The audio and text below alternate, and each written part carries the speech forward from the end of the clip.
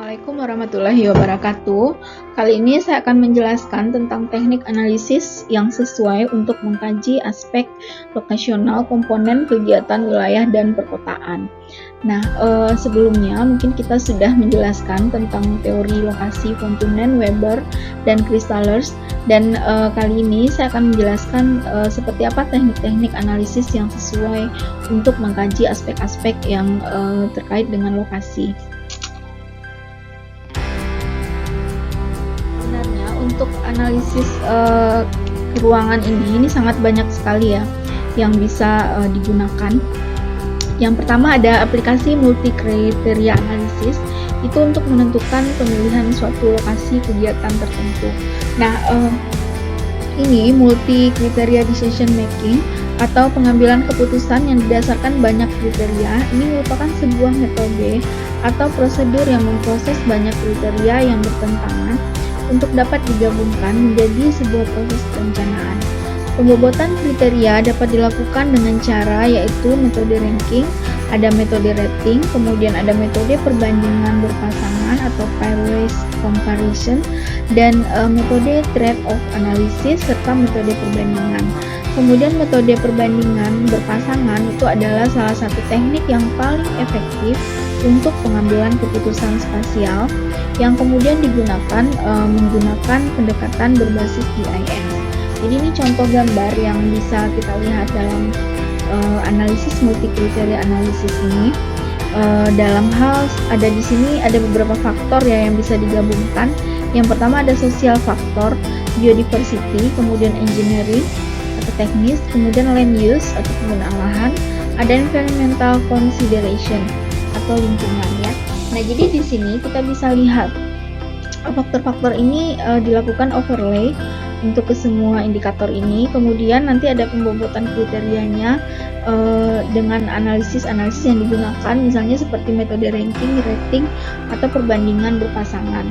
Nah, nanti dilakukanlah analisis untuk mengambil keputusan secara spasial dengan menggunakan pendekatan berbasis GIS. Jadi nanti kalau kalian sudah punya kemampuan dalam melakukan analisis GIS, pendekatan berbasis GIS ini, maka kalian bisa menggunakan aplikasi ini dalam menentukan pusat atau lokasi tertentu dari pusat kegiatan tertentu.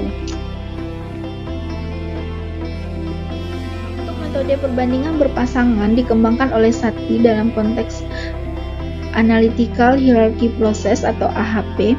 Metode AHP ini dibangun berdasarkan 3 prinsip, yaitu dekomposisi, penilaian komparatif, dan sintetis prioritas. Metode ini menggunakan perbandingan berpasangan untuk menciptakan matriks rasio. Ini adalah cara dalam pembagian AHP. Yang pertama, penyusunan hierarki AHP. Menguraikan sebuah permasalahan menjadi sebuah hierarki merupakan langkah pertama yang dilakukan dalam prosedur AHP. Struktur hierarki tersebut terdiri dari tujuan, sasaran, atribut, dan alternatifnya. Biasanya, sebuah alternatif direpresentasikan dalam GIS database atau database sistem informasi geografis. Masing-masing layer mengandung nilai atribut. Nilai atribut inilah yang nantinya dimasukkan ke dalam alternatif, sehingga masing-masing alternatif nantinya akan terhubung dengan tingkatan elemen yang tertinggi yaitu tujuan. Atribut inilah yang nantinya menghubungkan antara metode AHP dan prosedur GIS. Jadi nanti metode AHP ini digabungkan dengan metode GIS dengan memanfaatkan atau memakai elemen-elemen atau atribut-atribut yang terkait dengan wilayah tersebut atau terkait dengan faktor-faktor dan indikator-indikator yang digunakan untuk melakukan analisis wilayah tersebut. Yang kedua itu adalah perbandingan atas elemen pengambilan keputusan. Metode perbandingan berpasangan dirumuskan dalam 3 langkah. Langkah pertama yaitu mengembangkan matriks perbandingan berpasangan dengan memasukkan nilai dalam skala 1 sampai 9. Kemudian hal ini dilakukan untuk memberikan nilai preferensi relatif atas 2 kriteria. Pada tabel ini menunjukkan tingkat intensitas kepentingan yang digunakan untuk matriks perbandingan berpasangan. Ini contohnya, tingkat intensitas kepentingan, nilainya ada 1, 2, 3, 5, kemudian 7, 9, kemudian ada 2, 4, 6, dan 8. Itu adalah nilai-nilai antara dua nilai pertimbangan yang berdekatan. Nah, nilai 1 itu kedua elemen sama pentingnya, nilai 3 elemen yang satu sedikit lebih penting daripada elemen lainnya. Kemudian yang kelima, elemen yang satu lebih penting daripada elemen lainnya. Dan yang ketujuh, satu elemen jelas lebih mutlak penting daripada elemen lainnya. Dan yang kesembilan, satu elemen mutlak penting daripada elemen yang lainnya. Kemudian pembentuk yang ketiga itu adalah pembentukan peringkat prioritas. Jadi dalam analisis pembobotan ini dengan menggunakan metode perbandingan berpasangan, langkah terakhirnya adalah menggabungkan bobot relatif masing-masing tingkatan yang didapat dari langkah kedua. Hal ini dilakukan dengan cara melakukan perkalian berurutan masing-masing matrik pada masing-masing tingkatan hierarki. Berat gabungan yang didapatkan pada langkah kedua itu menunjukkan skor alternatif peringkat atau skor alternatif keputusan yang digunakan untuk membuat keputusan terhadap keseluruhan analisis.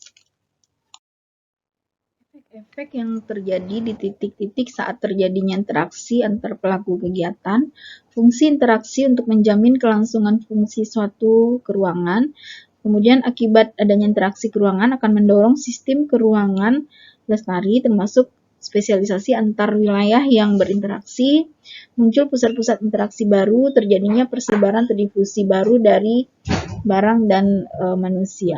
Prasyarat terjadinya interaksi keruangan yaitu yang pertama adanya komplementaritas, yaitu saling melengkapi. Dua lokasi atau lebih harus ada keuntungan saling melengkapi atau komplementaritas yang didorong oleh permintaan dan penawaran. Kemudian adanya transferabilitas, kemungkinan barang atau manusia dapat dipindahkan ke tempat lain. Selain dibutuhkan biaya dan waktu, juga harus diperhitungkan peraturan dan tata tertib pelaksanaannya.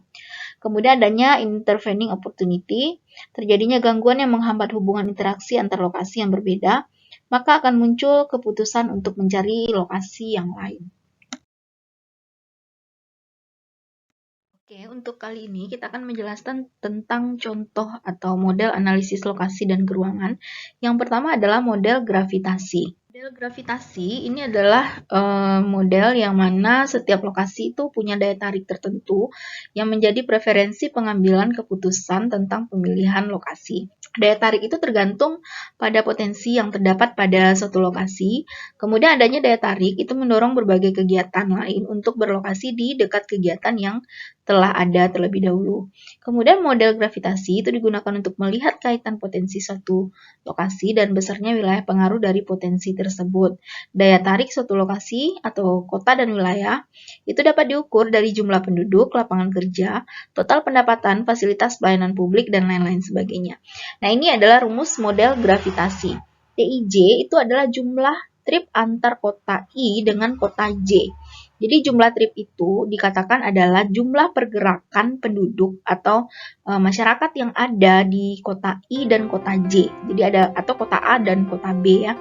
Nah, kemudian ada PI. PI itu adalah penduduk kota I atau kota A atau terserah pokoknya, atau kota yang memang kita misalnya kota Padang atau kota Bukit Tinggi terserah. Kemudian ada PJ, penduduk kota J.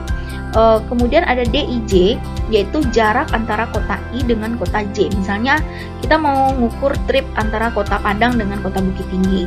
Nah, jadi di sini yang akan diambil adalah jarak antara kota Padang dengan kota Bukit Tinggi. Kemudian B itu adalah cepatnya penurunan jumlah trip seiring dengan bertambahnya jarak. Biasanya B ini itu ada ketetapannya, sering digunakan B sama dengan 2. Dan K itu adalah konstantanya. Oke, itu salah satu model rumus model dari gravitasi.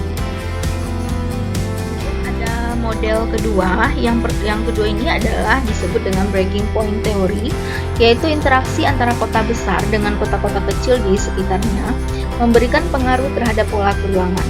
Breaking point theory untuk menyajikan cara meramalkan garis perbatasan atau pelayanan yang memisahkan wilayah-wilayah di sekitar kota dua kota yang berlainan besarnya.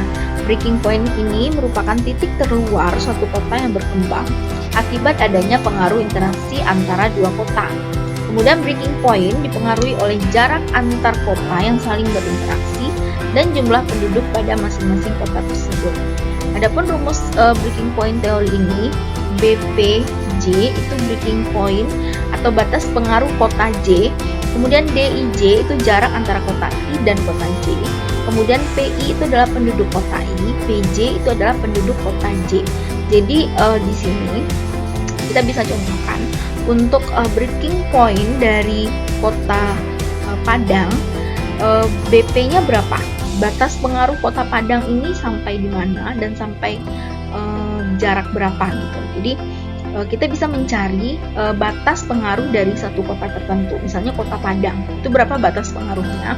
Yaitu dengan menggunakan rumus jaraknya dengan jumlah penduduk antara kota Padang dengan kota yang ada di sekitarnya. Misalnya kota J itu misalnya Kabupaten Padang Pariaman. Jadi seberapa besar pengaruh kota Padang ini terhadap Kabupaten Padang Pariaman. Nah, itu yang disampaikan dalam rumus breaking point teori ini. Jadi kita bisa juga nyari berapa sih sebenarnya jarak antara atau pengaruhnya ya, karena kota ini kan dia berdekatan, saling berinteraksi. Jadi berapa pengaruh yang batas pengaruhnya itu sampai berapa. Nah, ini yang digunakan rumus breaking point teori. Kemudian yang ketiga itu adalah penentuan hierarki kota. Itu membantu dalam menentukan fasilitas publik yang harus atau perlu dibangun di masing-masing kota. Kemudian, menentukan fasilitas publik tidak hanya menyangkut jenis, tetapi juga kapasitas dan kualitas pelayanan. Kemudian mengarahkan lokasi fasilitas publik agar lebih tepat dan efisien. Kemudian membentuk struktur ruang bersama dengan sistem transportasi yang menghubungkan antara pusat dan hinterland-nya. Pusat itu adalah wilayah pusat, hinterland adalah wilayah sekitarnya. Nah, jadi penentuan fasilitas publik ini tidak hanya menyangkut jenis, tapi juga kapasitas dan kualitas pelayanan dari barang low order dan high order. Jadi low order itu barang-barang yang dibutuhkan dengan tingkatan rendah, sehingga sementara high order itu barang-barang dengan tingkatan yang tinggi. Nah, itu kaitannya dengan penentuan hierarki kota. Nah, kemudian ada rumus-rumus tertentu yang juga bisa kita pakai untuk menentukan orde kota berdasarkan yang pertama metode rank size rules. Itu metode rank size rule itu untuk menentukan orde kota berdasarkan jumlah penduduk. Jadi metode perhitungannya PN sama dengan P1 dikali RN pangkat min 1. PN itu sendiri adalah jumlah penduduk orde ke N. P1 adalah jumlah penduduk kota terbesar di wilayah tersebut, yaitu orde 1.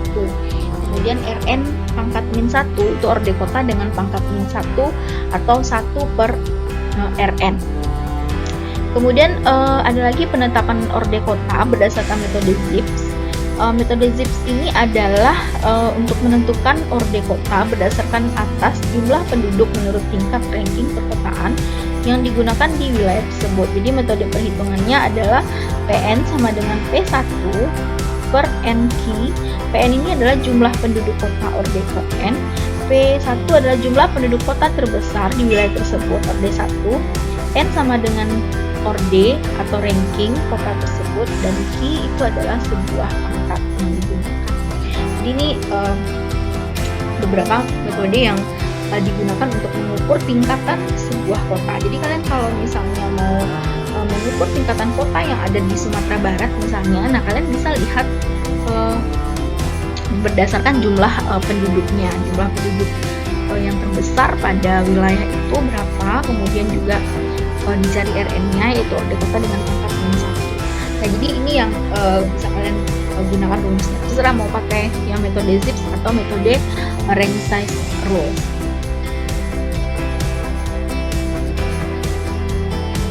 Kita akan menjelaskan tentang struktur perkotaan berdasarkan peraturan pemerintah Republik Indonesia itu nomor 26 tahun 2008. Dalam RT RW nasional itu kota itu ada 5 ordenya. Jadi yang pertama itu adalah orde 1 yaitu pusat.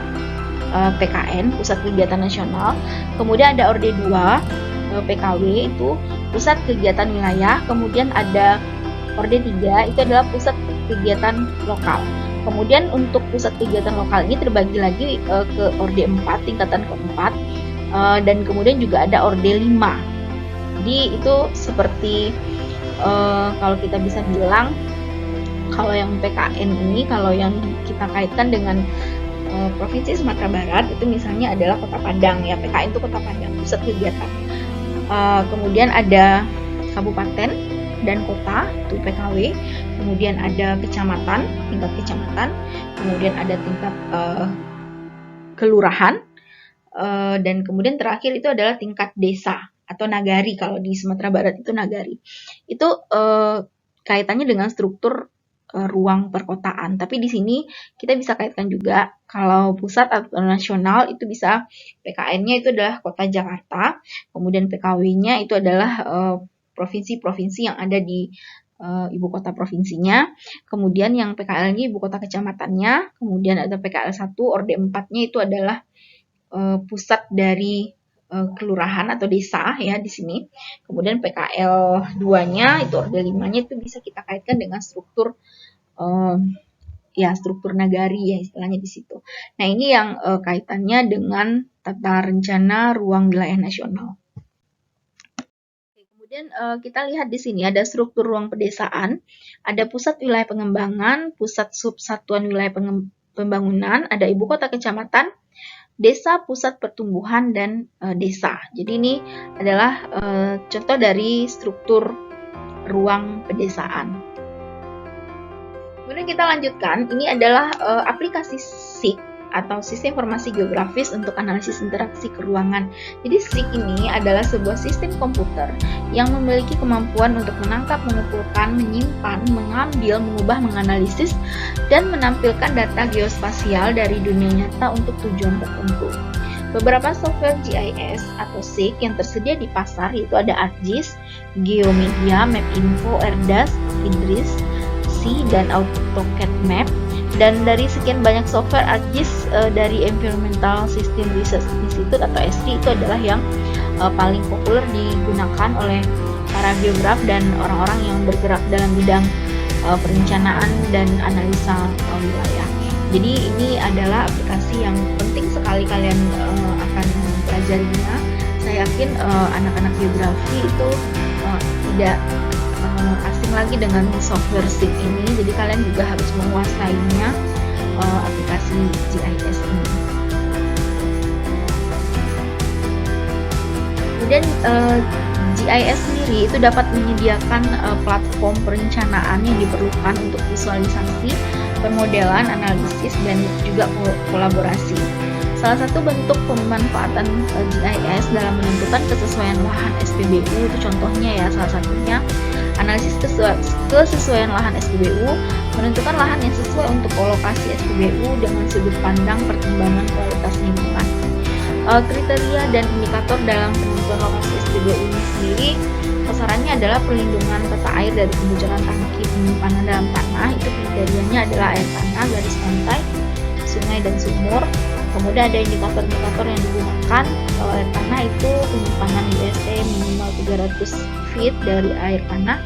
Untuk garis pantai itu minimal 3.250 feet dari garis pantai. Kemudian sungai itu minimal 500 feet dari sungai dan danau. Kemudian sumur minimal 250 feet dari sumur arteris. Jadi memang letak dari air tangki itu, tata air untuk SPBU itu kita harus perhatikan dari tata airnya, supaya nanti kalau ada kebocoran tangki itu dia tidak merembes ke air tanah yang ada di dekat sekitarnya itu. Kemudian yang kedua itu perlindungan area sekitar dari bahaya kebakaran dan ledakan. Jarak terhadap permukiman, jarak terhadap sekolah dan rumah sakit, jarak dari SUUT dan SUTM itu ya, minimal itu kalau jarak dari permukiman itu 100 feet dari permukiman. Kemudian untuk sekolah dan rumah sakit itu 500 feet dari sekolah dan rumah sakit. Kemudian juga dari fasilitas-fasilitas umum yang lain itu 150 feet dari jaraknya dari fasilitas umum yang lain. Jadi terkait dengan nanti apabila terjadi bahaya kebakaran atau ledakan tertentu. Kemudian pemilihan tata guna lahan yang tepat, yaitu ketersediaan lahannya itu harus lahan kosong, peruntukan perdagangan maupun industri, kemudian kelerengan lahan maksimal 35% kelerengannya, kemudian zonasi penggunaan lahannya terletak pada zona perdagangan jasa dan industri. Nah, ini letaknya, zonanya, letaknya seperti apa. Jadi harus paling tidak dia terletak pada zona perdagangan jasa atau industri, ataupun memang letaknya itu di keramaian ya istilahnya di sini. Kemudian ada pemilihan kemudahan akses terkait aktivitas keluar masuk menuju tapak atau lokasinya, yaitu jarak terhadap persimpangan minimal 250 feet dari persimpangan, jarak terhadap jalan utama minimal 40 feet dari jalan utama, kemudian jarak terhadap jalur kereta api itu minimal 820 feet dari jalur kereta api. Kemudian layanan tangkap darurat itu jarak terhadap stasiun PMK minimal pada jarak 8 menit atau driving time-nya itu 8 menit. Kemudian jarak dari rumah sakit itu juga minimalnya adalah pada jarak 8 menit atau driving time-nya dari rumah sakit itu adalah 8 menit. Nah, ini adalah proses dan hasil dari yang dilakukan dalam menggunakan ArcGIS ya atau software ArcView, me-overlay semua data-data yang didapatkan tadi, ya ini seperti tahapan analisis kesesuaian lahan dan gambaran proses overlay data layernya. Jadi ada garis pelindungan pantai di overlay dengan jalan utama, kemudian di overlay dengan jarak terhadap sekolah dan rumah sakit, kemudian kelerengan lahan, jangkauan layanan tangkap darurat, jarak aman terhadap sungai, dan penggunaan lahan. Nah, ini semuanya di overlay sehingga nanti menghasilkan di mana lokasi yang tepat untuk diletakkannya SPBU ini. Jadi kalian nanti kalau misalnya mau bikin skripsi, itu juga kalian bisa menggunakan analisis GIS ini untuk menentukan lokasi tertentu. Misalnya mau menentukan lokasi permukiman atau mau menentukan lokasi sekolah. Nah, kita lihat dari indikator-indikator mana yang akan dibutuhkan dan kemudian kita lakukan overlay. Jadi dari overlay itu kalian dapatkan nanti rekomendasinya, oh ini adalah lokasi yang tepat untuk diletakkan suatu lokasi usaha tertentu atau fasilitas kegiatan tertentu misalnya. Jadi kalian nanti harus bisa untuk menggunakan analisis GIS ini, itu biasanya nanti akan ada praktikum GIS-nya dan kalian akan diarahkan untuk bisa melakukan overlay seperti ini dan melakukan analisis tentang kesesuaian lahan dengan analisis sistem informasi geografis. Nah, jadi hasil dari analisis kesesuaian lahan ini berdasarkan penelitian dari Aulia itu tahun 2012. Kesesuaian lahan SPBU ini didasarkan kriteria yang diinputkan pada masing-masing data map layer, maka dapat diketahui bahwa sebagian besar kota Surabaya itu memiliki kesesuaian yang tinggi untuk lokasi SPBU. Kawasan yang digarisbawahi tidak sesuai itu khususnya adalah kawasan yang sempadan pantai, sempadan sungai, dan ruang terbuka hijau. Jadi yang tidak sesuai adalah warna pink. Untuk kesesuaian sedang itu pinknya agak lebih pekat, dan untuk kesesuaian tinggi itu adalah berwarna ungu. Nah, jadi ini yang hasil dari penelitian Aulia pada tahun 2012 tentang analisis kesesuaian lahan dari SPBU di kota Surabaya ya. Nah, ini yang terkait dengan contoh, salah satu contoh. Jadi sebenarnya banyak sekali contoh-contoh yang bisa kalian lihat dari penelitian-penelitian yang sudah ada. Oke, mungkin sekian dan terima kasih untuk yang sudah saya jelaskan. Mudah-mudahan kalian bisa mengerti, dan jika ada pertanyaan boleh nanti kita berdiskusi di kolom komentar. Terima kasih untuk Ananda semuanya. Terima kasih. Kita akhiri. Wabillahi taufiq wal hidayah. Wassalamualaikum warahmatullahi wabarakatuh.